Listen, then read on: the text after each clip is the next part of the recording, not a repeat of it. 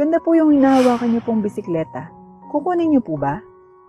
Tanong ni Mikay sa bagong dating lamang na customer habang nakangiti pa.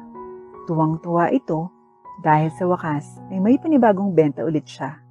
Kaya't nang makita niyang pumasok ito sa kanilang shop, ay winelcome niya kaagad ito dahil sa gara ng suot nito at mukha talagang yayamanin ang lalaking iyon. Ngumiti naman ang customer sa kanya. I'm still thinking of what to buy for my daughter. Sambit pa ng bagong customer na iyon. Ngumiti naman ang sales lady at saka muling nagsalita. Sir, if you like po, meron po tayong mas magaganda pa na bike kesa dyan.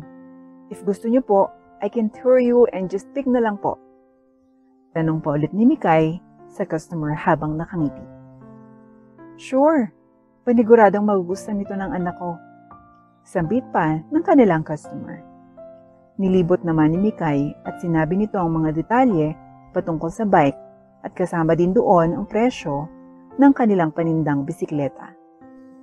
Matapos mailibot ang customer at ilang sandali pa, ay wala pa rin napipili ito. Noong araw na iyon ay shift ni Mikay. Kaya naman si Mikay na ang nag-tour dahil siya naman ang sales lady ng mismong store na kanyang pinagtatrabahuhan. Baguhan pa lamang siya sa trabaho at halos magdadalawang buwan pa lamang siya mula nang siya ay ma-hire sa kanyang trabaho. Sa hirap ng buhay, kaya't napagpasyahan na lamang ni Mikay na kumayod at hindi na ipagpatuloy pa ang kanyang pag-aaral.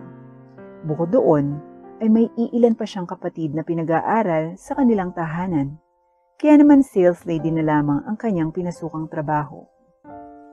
Dahil bukod sa marangal na trabaho naman ito, kahit papano ay nabibigyan niya ng panustos ang kanyang mga kapatid.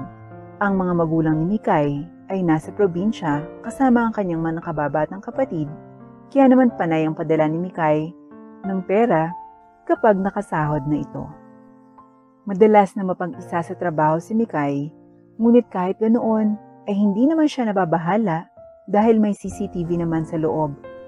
Maging sa labas ay may nakakabit ding CCTV na nakamonitor at isa pa ay may kasama naman siyang gwardiya at manager ng kanilang shop. Ang kanilang manager naman ay busy sa pagmamanage ng kanilang online store sa mga social media. Siya din ang in-charge sa mga bumibili doon at maging sa iba pang aspeto. Kaya naman sa labas ay madalas siya lamang naroroon at nasa loob ng opisina ang manager nila. Ang shop na iyon ay para sa mga siklista dahil ang mga paninda doon ay sari-saring brand at klase ng mga bikes. Pwede ring mamili ng mga parte ng bikes o di kaya kasuotan ng mga bikers o siklista. Malaki at malawak ang kanilang shop, kaya't masasabing mayaman ang may-ari niyon. Dahil sa laki ng impluwensya nito. Sa pagkakaalam din ni Mikay, ay madaming branch ang kanilang store. Sa araw na yon, ay halos lahat, sabi niya na, hanggang sa makapunta sila sa dulong section at hindi pa rin nagdedesisyon ang customer. Sa ganoong pagkakataon, ay parang ipinapakita na lamang ni Mikay na ayos lamang at walang problema, ngunit sa loob-loob niya ay naiinis at naiirita na siya dahil sa tagal ng pagbili ng customer. Iniisip niya din kung may balak pa bang bumili iyon o nagka-canvas lang. Nang matapos ni Mikay na masabi ang mga presyo at mga detalye ng bisikletang naroroon, ay saka lamang niya tinanong muli ang Ginoo kung may gusto ba itong bilhin. Sir, may nagustuhan na po ba kayo sa mga bisikleta? Tanong ni Mikay dito habang nakangiti. Mahahalata sa itsura ng customer ni Mikay na undecided pa ito dahil sa gestures nito na tila nag-iisip pa. Miss, pwedeng tulungan mo ko kung alin sa mga bikes na yan ang magugustuhan ng anak ko? Ngumiti naman si Mikay at muling nagsalita. Sure sir, walang problema. Sambit pa ni Mikay. Napangiti naman ang customer nito at halatang nabawasan ang pag-aalala. Sir, matanong ko lang, ano ho yung paboritong kulay na gusto ng anak nyo? Pati na rin po kung ano yung madalas niya na sinasabi kapag may gusto siyang bilhin. If mga bisikleta, ano po bang preferred niya? Balik tanong ni Mikay sa customer. Agad namang naalala ng customer ang mga paborito at gusto ng kanyang anak. Sa pagkakaalala ko ay mahilig sa pula yung anak ko at palagi niyang sinasabi na gagamitin daw niya yung bisikleta kapag mamumundok sila. Sambit pa ng kanilang customer. Napangiti naman si Mikay dahil mukhang alam na niya kung ano ang bisikletang gusto nito. Ah, ganun po ba? Kung ganun sir, mukhang mountain bike po ang kailangan niya. We also have red mountain bikes. Kaya po pwede po kayong mamili doon. And sure po akong magugustuhan po yun ng anak nyo base sa mga sinabi niyong preference niya. Sambit ni Mikay habang unti-unting napapangiti. Umaliwalas naman ang mukha ng kanyang customer kumpara kanina na mukhang worried ito. Ngayon ay mahahalatang alam na nito ang dapat bilhin. Bali, I'll show you po yung mga red mountain bikes na ina-introduce ko sa inyo kanina. Just pick na lamang po kung ano po yung gusto nyong piliin sa mga yon at gusto nyong bilhin. Sambit ni Mikay habang gine-gesture ang gawi ng kanilang pinuntahan kanina. Muling sinamahan ni Mikay ang customer nito sa mga mountain bikes na naroon at ipinakita ang iba't ibang disenyo ng mga kulay pulang mountain bikes. Diniscuss din ni Mikay ang durability ng bikes na naroon. Sa huli ay ang pinakamahal ang binili ng galanting customer kaya't natuwa si Mikay at agad namang binayaran ng customer iyon gamit ang credit card nito. Tuwang-tuwa na naman si Mikay dahil may customer na naman ang nag-avail sa kanya. Nang makapagbayad na, ay agad na inayos ni Mikay ang packaging ng bisikletang binili ng kanyang customer. Saka iyon inilagay sa sasakyan nito. Nagpatulong pa si Mikay sa gwardya at nang matapos ay nagpasalamat si Mikay dito. Agad na pumasok na si Mikay sa store nang matapos iyon. Maya-maya lang ay may tatlong mukhang mayayaman ang muling pumasok sa store nila kaya't agad na inasikaso ni Mikay ang mga ito. Ngunit hindi siya pinansin ng mga ito kaya naman hinayaan na muna niya ito at binantayan. Naiinis man siya ay may mga ganoong klase talaga ng mga customer na hindi namamansin. Ang iba naman sa mga ito ay halatang nagka-canvas dahil pinipictura ng ibang detalye ng ibang materyales na naroroon. Sa tatlong nagsipasok ay isa lamang ang talagang nag-approach kay Mikay. Miss, can I ask more of these kinds of bike? I want a bike with basket. Pangpunta lang ng anak ko sa market. Prefer niyang kulay is blue. Sambit pa ng babae na mukhang sosyal dahil sa suot nito ng mga branded clothes. Ngumiti na naman kaagad si Mikay at sinabing, "Yes po, this way ma'am. Just choose lang po yung mga i-introduce ko po na bikes with the basket." Sambit pa ni Mikay sa kanyang customer. Sinundan naman siya nito at doon ay muli niyang sinabi ang presyo, maging ang mga detalye at kung gaano kadurable ang bawat bisikleta. Kaya naman namili na rin ang ginang. Sa tingin ko, this one will be good for my daughter. Sambit pa ng customer nito na halatang nakapagdesisyon na. Hinawakan nito ang bisikleta na napupusuan nito para sa kanyang anak. Ngumiti na naman si Mikay dahil doon. Okay ma'am, let's proceed to payment na po. Sambit ni Mikay, saka muling ginaid nito ang ginang papuntang counter at binayaran ang mismong bisikleta na gusto nitong bilhin. Nang matapos na mabayaran, ay muling iniayos ang Mikay ang binili ng kanyang customer at ipinackage ng maayos. Ang iba naman na nagtitingin-tingin kanina ay unti-unti na ring umalis. Ilang oras pa ay nagkaroon muli sila ng customer. Kilala kasi ang kanilang store kaya kahit paano ay bumibenta naman. Mataas ang quality ng produkto nila, kaya naman madalas ay marami silang benta. May mga araw din na wala talagang benta. Gayunpaman, ay bayad pa rin naman ang araw ng kanilang pag-shift. Mas malaki nga lang ang kanilang kikitain kung may benta sila dahil nadadagdagan ng komisyon ng kanilang sahod kapag nakabenta sila. Araw-araw ay ganoon lamang sistema ng kanilang shop. Minsan may mga bumibili at minsan ay wala. Mas madami ang bumibili sa kanila kapag may mga okasyon tulad ng birthdays, Halloween, Easter, Christmas, Bagong Taon, at iba pang mga okasyon na kailangan may panregalo ka sa iyong mahal sa buhay. Sa ilang buwan na namamalagi at nagsisales lady ni Mikay, ay alam na niya ang presyo at kung paano naiengganyo ang kanyang mga customer. Madalas kasi ay sinasabi niya kung ano ang magaganda sa produkto nila, kaya naman kinukuha ng mga bumibili ang anumang bike na ialok niya. Buong araw ay ganun lamang ang kanyang gawain. Ang magbenta ng mga bisikleta at mag-alok sa mga pumapasok sa loob. Kung minsan pa ay inuutusan din siyang mamigay ng mga flyers para sa shop nila. Ilang araw pa ang lumipas ay ganoon pa rin ang kanyang routine. Hanggang sa isang araw ay may isang bata ang pumasok sa kanilang shop. Agad namang napaarko ang kilay ni Mikay dahil sa simpleng suot ng bata, pero dahil customer pa rin ito, ay winelcome niya at tulad ng dati ay agad niya itong in-approach. Habang ang bata naman ay panay ang paglinga-linga sa mga bikes na nakadisplay sa kanilang shop. Hi! Welcome to our shop! May nagugustuhan ka bang bike?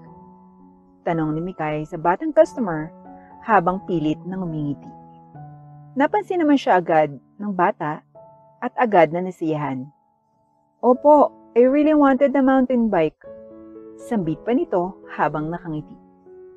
Agad namang iginesture ni Mikay ang gawi kung saan naroon ang mga mountain bikes. We have a lot of mountain bikes. Kung gusto mo, I'll tour you. Just pick whatever you want.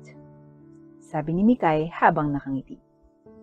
Habang tinutour at sinasabi ni Mikay ang mga presyo, ay napatingin si Mikay sa itsura ng batang kausap niya at ibinasi nito sa kasuotan ng bata ang maaari nitong mabili sa store nila. So, this is the cheapest brand, pero matibay yan. Best for your school and for having childhood memories. So, kukuhanin mo ba? Sambit ni Mikay sa batang customer. Agad namang napasimangot ito at saka humirit. Appreciate po, pero I really want the most expensive one. Sambit ng bata, kaya naman doon nag-init ang ulo ni Mikay at inakala niya na nang iinsulto ang bata na kausap niya. Dahil afford daw nito ang bike. Kabata-bata na, akala mo'y anak ng milyonaryo. Kaya naman inis na nagsalita si Mikay. I don't think you can afford that. Kabata-bata mo pa lang sobrang luho mo naman. Tingnan mo nga yung sarili mo sa salamin. You look plain. And I don't think na makakaya mong bilhin ang mountain bike namin. Kahit nga yung cheapest, I doubt mabibili mo yon. Huwag kang mayabang bata. Sambit pa ni Mikay na halatang nainis. Dahil sinasabi ng bata, bakit? Anak ka ba ng mayaman? Para magkaroon ng ganong kalaking pera? You look cheap. Kaya imposible ang sinasabi mo. Kung di ka lang din bibili, umalis ka na lang sa store namin. Wisit. Sinisayang mo lang yung oras ko Sambit pa ni Mikay. Saka nito itinaboy ang batang customer na umiiyak. Hindi naman po kasi yun yung gusto ko. Pero pilit yung pa pinapamukha na yun yung afford ko. Kahit yung gusto ko lang naman malaman yung iba pa. Bukod sa bisikletang na isuggest nyo. Deserve ko rin naman po yung best na mountain bike. Kaya please ate, pwede bang? Magsasalita pa sana siya habang umiiyak. Ngunit agad siyang pinagtabuyan ni Mikay at tumawag ng gwardya. Manong Efren, please lang, paalisin niyo na tong batang to. Akala niya yata makukuha niya ako sa pag-iyak-iyak. Oy, Totoy, sa susunod, ayoko nang makita ka pa. Masyado kang ambisyoso. Hindi mo nga ma-afford yung sinuggest ko na cheapest. Alis na! Alis! Sigaw pa ni Mikay habang itinataboy pa ang bata. Agad na inakay ng gwardya ang bata paalis, ngunit nagpupumiglas ito at panay pa rin ang pagmamakaawa. Napapairap na lamang si Mikay hanggang sa maitaboy na ang bata palabas. Sakto namang pagtaboy nila sa bata ay naumpog ito sa isang may kaedarang lalaki. Sinalo ng lalaking iyon na mukhang mayaman ang batang umiiyak, sa kanya ito pinatahan. Nakatingin lamang ang sales lady sa gawin nila at nang mapansin na mayaman ang lalaki dahil sa kasuotan at sa kotse nito, ay napangiti na lamang si Mikay. Ngunit nang mapalingon ito sa gawin ng gwardya at maging ni Mikay, ay naging masama ang tingin nito. Kaya naman hindi maintindihan ni Mikay kung bakit gano'n na lamang ang tingin na ibinigay nito, gayong wala pa naman siyang ginagawa. Napatahan na ng matanda ang bata at kasama niya itong naglakad papasok sa shop. Sasalubungin sana ni Mikay ang lalaki nang biglang lumabas ang manager at agad na lumapit. Sir Lucio, good afternoon po. Napadalaw kayo. What a sudden visit. May I know ano pong kailangan? Tanong ng manager ni Mikay.